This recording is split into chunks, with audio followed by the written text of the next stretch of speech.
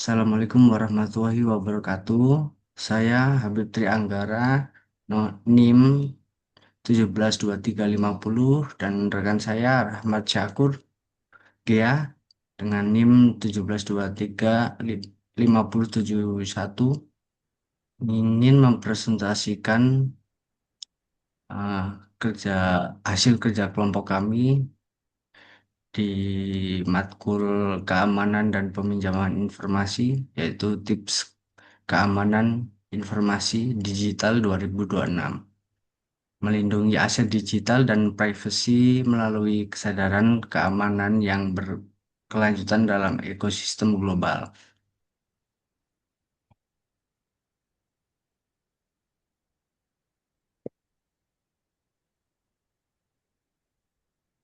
Baik, eh, izin saya melanjutkan Mas Habib. Ya, untuk slide pertama di sini adalah ringkasan laporan daftar isi. Nah, di sini tuh di daftar isi itu ada beberapa seperti di slide ini menjelaskan urgensi keamanan cyber di tahun 2026. Poin utamanya adalah ancaman digital yang semakin canggih seperti penggunaan AI untuk manipulasi data, eh, sehingga perlindungan aset digital dan privasi menjadi kebutuhan mutlak bagi individu maupun organisasi. Nah, di sini ada beberapa bagian, itu adalah bagian pertama pentingnya keamanan informasi di era digital, bagian kedua itu adalah manajemen kata sandi dengan LastPass, dan di bagian ketiga autentikasi dua faktor dengan Google Authenticator, dan bagian keempat komunikasi transkripsi menggunakan sinyal. Dan bagian kelima penggunaan VPN untuk koneksi aman, dan bagian keenam memilih dan menggunakan antivirus terpercaya.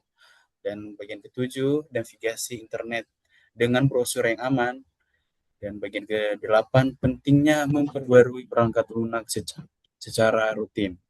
Dan bagian 9 mengenali dan menghindari serangan phishing. Bagian ke-10 pengaturan privasi pada perangkat Android. Dan bagian ke-11 tips keamanan saat menggunakan media sosial. Dan bagian terakhir adalah ringkasan langkah praktis keamanan digital. Ini selanjutnya. Oke, selanjutnya bisa saya jelaskan pentingnya keamanan informasi. Ancaman cyber yang semakin kompleks pada tahun 2026 ini menuntut perlindungan data maksimal. Analisis 2026, kompleksitas ancaman itu tinggi. Eh, Privasi utama data pribadi itu bisa bisa dilihat resikonya pertasan tinggi, identitas digital kritikal, inskripsi data wajib, nilai aset tinggi juga, financial berisiko, infrastruktur prioritas, total ancaman dicegah 2026, ready A, B, C. Kesimpulannya, keamanan sangat penting dengan diagram ini. Oke, next.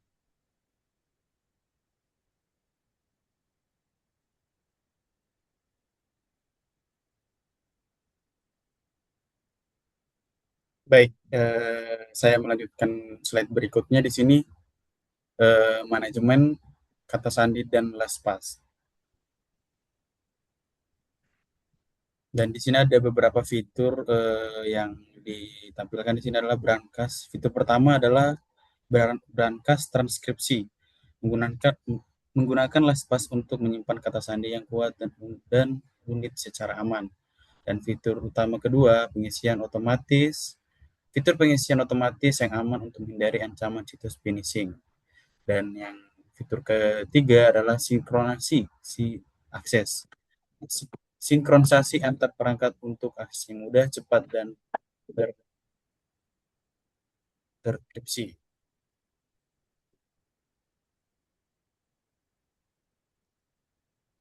Eh, Dan autentikasi dua faktor Google Authenticator, tips keamanan digital, informasi digital maksudnya 2026. meliputi melindungi identitas digital dengan lapisan verifikasi tambahan yang dinamis. Ada lapisan ekstra, yaitu menambahkan verifikasi di luar kata sandi tradisional untuk mencegah akses yang tidak sah ke akun pribadi. Ada pula kode OTP dinamis, sistem berbasis waktu TOTP yang memperbarui kode unik setiap 30 detik, memastikan keamanan akses tetap mutakhir. Ada lagi lebih aman dari SMS. Aplikasi autentikator lebih tahan terhadap pembajakan kartu SIM atau intersepsi jaringan dibandingkan verifikasi SMS. Metode metode cadangan sangat penting, menyiapkan kunci cadangan untuk mengantisipasi risiko kehilangan perangkat atau akses aplikasi utama.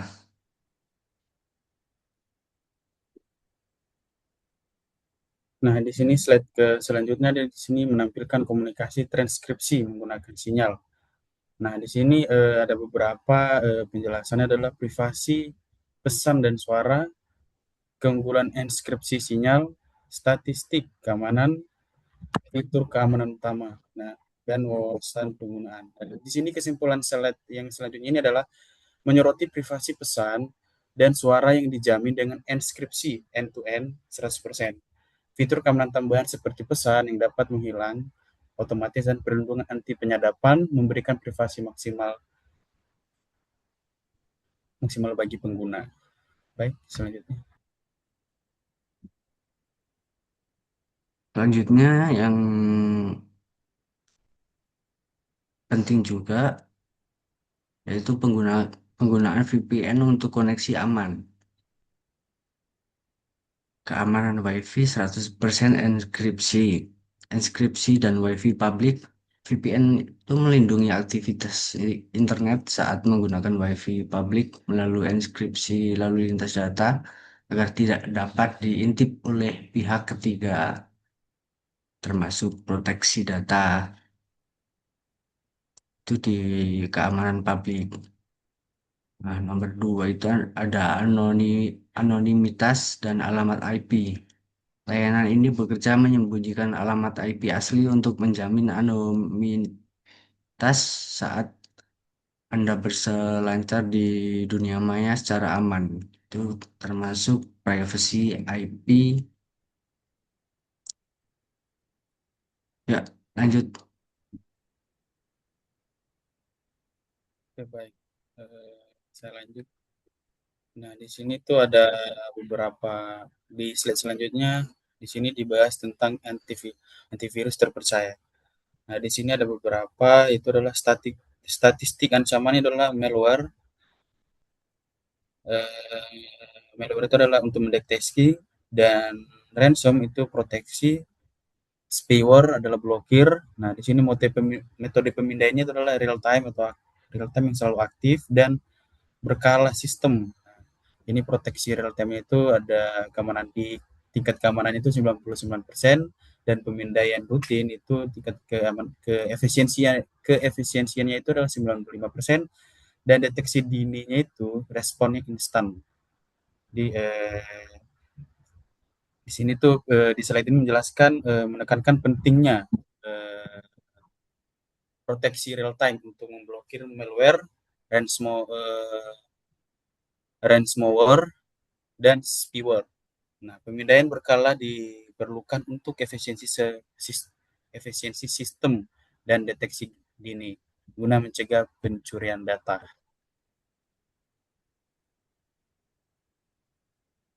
Eh, Baik. Selanjutnya, navigasi internet dengan browser aman. Panduan memilih dan mengonfigurasi peramban untuk privasi data maksimal di tahun 2026.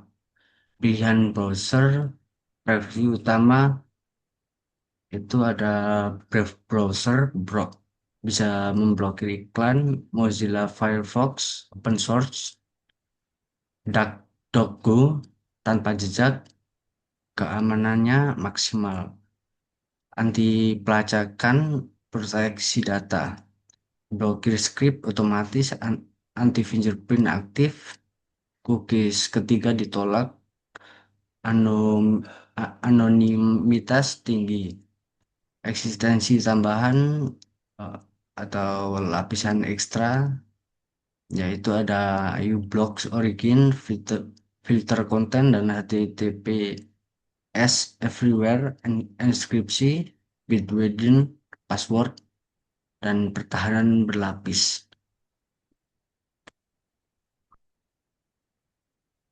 Itu itu termasuk tips keamanan di digital 2026. Oke, bisa next. Oke, baik. Selanjutnya di sini tuh di slide berikutnya adalah pentingnya memperbarui perangkat lunak rutin. Nah, di sini memang sangat penting banget untuk bagi kita itu untuk menegaskan ke teman-teman dan ke pengguna user yang mempunyai perangkat-perangkat yang memang sangat privasi dan harus juga jangan lupa untuk selalu diperbarui dan dirutinkan untuk ditegaskan kembali bahwa menginstal patch keamanan terbaru seperti Android Security eh, adalah garis pertahanan paling efektif untuk menghindari eksploitasi celah keamanan zero day. Nah, di sini ada sistem and browser. Nah, di sini tuh dijelaskan pelajari Android Security Bulletin Mei 2026 menangani kerentanan sistem kritis untuk melindungi integritas data Anda. Selalu digunakan Google Chrome versi terbaru guna menutup celah keamanan berbahaya yang dapat dieksploitasi oleh pihak luar. Nah, di sini ada tindakan pencegahannya itu adalah segera install patch keamanan terbaru untuk menghindari eksploitasi zero day yang mengancam kerahasiaan data pribadi. Pembaruan tepat waktu adalah garis pertahanan yang pertama yang paling efektif dalam menghadapi ancaman cyber yang terus berkembang di tahun 2026. Nah, di sini kesimpulannya kita jangan lupa untuk selalu memperbarui sistem yang kita pakai atau eh, yang ada di Android kita gitu. Oke, selanjutnya. Selanjutnya itu kita membahas mengenali dan menghindari serangan phishing atau pembajakan ya. Eh, Waspada email, cara mengidentifikasi tautan dan email palsu yang mencurigakan secara proaktif, verif- verifikasi URL, selalu verifikasi alamat URL sebelum memasukkan data sensitif pada formulir apapun. Data kredensial, jangan pernah memberikan informasi kredensial pada situs yang tidak sah atau mencurigakan. Itu, itu termasuk tips keamanan informasi digital 2026.